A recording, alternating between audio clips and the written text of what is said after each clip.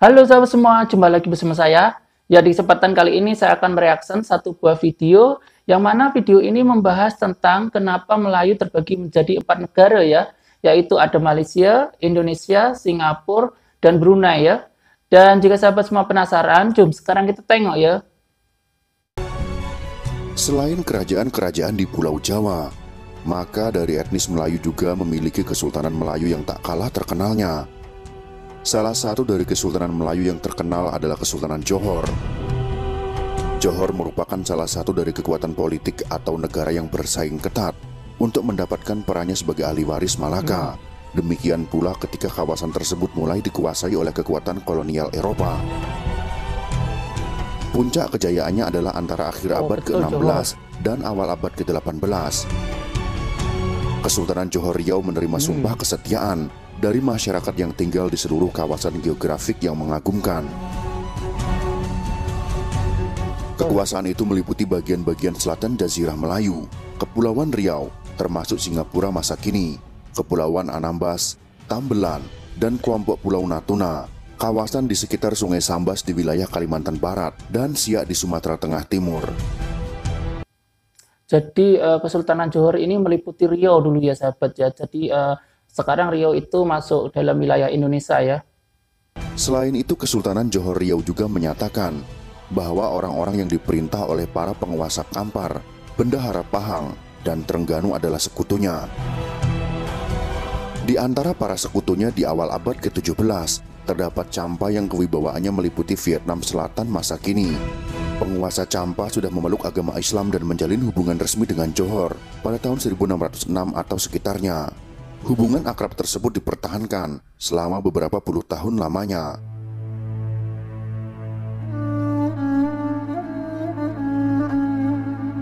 Johor awalnya adalah bagian dari Kesultanan Malaka. Namun Kesultanan Malaka ditaklukkan oleh Portugis pada tanggal 10 Agustus tahun 1511 di bawah pimpinan Alfonso de Albuquerque. Sultan Mahmud Syah I yang berhasil menyelamatkan diri dari gempuran Portugis kemudian membangun kesultanan baru di Bintan. Kesultanan ini meliputi Kelantan, Perak, Trengganu, Pahang, Johor, Singapura, Bintan, Lingga, Indragiri, Kampar, Siak, dan Rokan. Dalam Salalatus Salatin, setelah wafatnya Sultan Muhammad Syah I pada tahun 1528 di Kampar, Sultan Alauddin Shah, salah seorang putra Raja Malaka, menjadikan Johor sebagai pusat pemerintahannya dan kemudian dikenal sebagai Kesultanan Johor. Oke, itu ceritanya ya sahabat. Sultan Alauddin Shah kemudian membangun ya. pusat pemerintahan baru pada kawasan muara Sungai Johor. Perlawanan terhadap penaklukan Portugal terus berlanjut. Kesultanan Johor menjalin hubungan bersahabat dengan VOC sejak awal tahun 1600-an. Dimulai dengan membuat sebuah persekutuan ad hoc antara Sultan Alauddin Riayat Shah III dengan Laksamana Belanda Jacob van Heemskerk pada tahun 1567 sampai 1807. Johor merupakan salah satu di antara kekuatan-kekuatan Asia yang pertama kali mengutus sebuah misi diplomatik ke kerajaan Belanda di tahun 1603. 3 tahun kemudian para utusan kedutaan Johor itu kembali dengan selamat menumpang armada Laksamana Medlive. 2 buah perjanjian resmi diratifikasi antara Johor dan VOC di bulan Mei dan September tahun 1606. Dari kawasan utara Pulau Sumatera, muncul kekuatan baru di Aceh yang mulai melakukan ekspansi wilayah kekuasaan dengan menaklukkan beberapa kawasan Melayu dan berusaha mengontrol jalur pelayaran di Selat Malaka. Kesultanan Aceh berusaha menyerang kedudukan Portugis di Malaka dan juga menyerang kedudukan Sultan Johor. Pada tahun 1613, Sultan Iskandar Muda menaklukkan Johor. Sultan Johor beserta seluruh kerabatnya ditawan dan dibawa ke Aceh. Setelah beberapa tahun di Aceh, Sultan Alauddin Riayat Shah III berjanji tidak akan lagi membantu Portugis yang telah menduduki Malaka. Maka Sultan Iskandar Muda membebaskan Sultan Alauddin dan diantar kembali serta dinobatkan kembali sebagai Sultan Johor. Pada tahun 1641, Belanda berhasil merebut Malaka dari Portugis dan Belanda mengakui kedaulatan Sultan Johor atas wilayah kekuasaannya. Dan pada saat bersamaan, kawasan muara Sungai Johor kembali muncul sebagai salah satu pelabuhan dagang di Semenanjung Malaya. Pernah pula terjadi permusuhan antara kerajaan Jambi dan Johor. Masalah antara Johor dan Jambi bermula di saat kedua belah pihak berselisih faham mengenai perebutan kawasan yang bernama Tungkal. Pada masa ini Johor diperintah oleh Sultan Abdul Jalil Shah III dan pemerintahan lebih banyak dimainkan oleh Raja Muda. Dalam usaha untuk mendapatkan Tungkal dari tangan orang Jambi, orang Johor telah menghasut penduduk Tungkal untuk memberontak. Hal ini menimbulkan kemarahan pemerintahan Jambi. Namun kekuatan Johor yang disegani pemerintah Jambi pada waktu itu menyebabkan Jambi memilih untuk berdamai.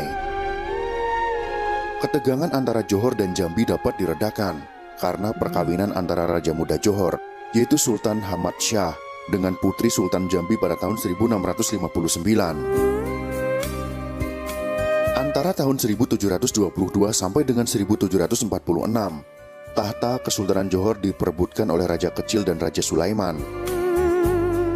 Konflik perebutan kekuasaan Kesultanan Johor pada tahun 1722 mengakibatkan pewaris tahta yang sah, yakni Raja Kecil, melarikan diri ke bekas jajahan Johor yakni Siak dan mendirikan kerajaan baru yang dikenal Siak Sri Indrapura. Dikarenakan Raja Kesultanan Johor bukan pewaris tahta yang sah, maka Raja Pelalawan saat itu, yaitu Maharaja Rela II, memutuskan memisahkan diri dari Johor. Wilayah kekuasaan Pelalawan ini kelak dituntut oleh Sultan Syarif Ali keturunan Raja Kecil yang berkuasa di Siak Sri Indrapura karena dianggap masih bagian bekas kekuasaan Johor. Keinginan tersebut jelas ditolak oleh Maharaja Rela II, sehingga Siak Sri Indrapura menyerang Pelalawan pada tahun 1797 dan pada tahun 1798 yang berakhir pada kekalahan Pelalawan. Sultan Syarif Ali mengangkat adiknya, yaitu Syahid Abdurrahman, sebagai Raja Pelalawan. Sedangkan Maharaja Rela II dinobatkan sebagai orang besar kerajaan Pelalawan karena dianggap masih keturunan Kesultanan Johor. Setelah Kesultanan Siak Sri Indrapura membuat perjanjian dengan Inggris pada tanggal 31 Agustus tahun 1818, menjadikan Singapura dan Johor berada dalam pengawasan Inggris. Kemudian Belanda menekan Sultan Siak dalam perjanjian pada tahun 1822 untuk tidak membuat sembarang kerjasama tanpa persetujuan dari Belanda, serta wilayah Kepulauan Riau menjadi bagian kolonial Belanda.